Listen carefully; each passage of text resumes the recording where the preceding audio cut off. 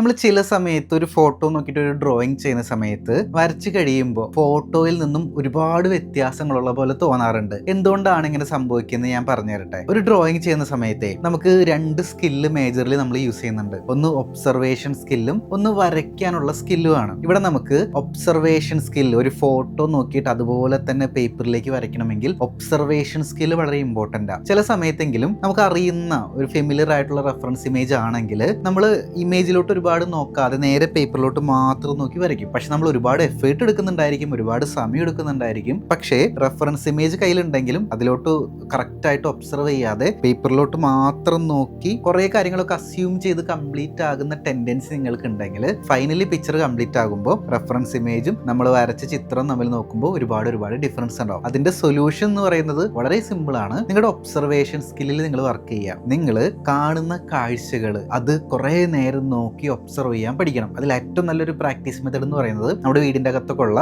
Real ഒബ്ജക്റ്റുകൾ ഉണ്ടല്ലോ, cup, അതുപോലെ ജാറുകൾ, അങ്ങനത്തെ ഒബ്ജക്റ്റുകൾ നേരെ നോക്കി വരയ്ക്കുക എന്നുള്ളതാണ്. അത് നിങ്ങളുടെ ഒബ്സർവേഷൻ സ്കില്ല് വളരെയധികം ഇമ്പ്രൂവ് ആക്കും. കൂടാതെ വരയ്ക്കുന്നതിന്റെ ഓരോ സ്റ്റെപ്പിലും റെഫറൻസ് ഇമേജുമായിട്ട് ഒത്തുനോക്കി അതിനുള്ള കറക്ഷൻസും ചെയ്തു പോകുന്ന ഒരു ശീലമാക്കി മാറ്റാനായിട്ട് ശ്രദ്ധിക്കുക. തീർച്ചയായിട്ടും ഇത്തരം കാര്യങ്ങൾ ശ്രദ്ധിച്ചു കഴിഞ്ഞാൽ നെക്സ്റ്റ് നിങ്ങൾ ചിത്രങ്ങൾ വരയ്ക്കുമ്പോൾ ആ ഒരു മാറ്റം അതിൽ കാണാൻ സാധിക്കും. വീട്ടിലിരുന്നു കൊണ്ട് തന്നെ ചിത്രകല പഠിച്ച് നല്ല ചിത്രങ്ങൾ വരയ്ക്കണമെന്ന ആഗ്രഹമുള്ളവർക്ക് നമ്മുടെ ഓൺലൈൻ ആർട്ട് ക്ലാസിന്റെ കൂടുതൽ വിവരങ്ങൾ അറിയാനായിട്ട് താഴെ ആർട്ട് ക്ലാസ് എന്നൊന്ന് കമന്റ് ചെയ്തോളൂ. അതിനുശേഷം നിങ്ങളുടെ ഇൻബോക്സിലോട്ട് നിങ്ങൾക്ക് യോജിച്ച കോഴ്സ് സെലക്ട് ചെയ്യാനുള്ള നെക്സ്റ്റ് സ്റ്റെപ്സ് ഞാൻ അയക്കുന്നുണ്ടായിരിക്കും. സോ ആ സ്റ്റെപ്പ് ഫോളോ ചെയ്യുക, എന്നിട്ട് ക്ലാസ്സിലോട്ട് ജോയിൻ ചെയ്യുക.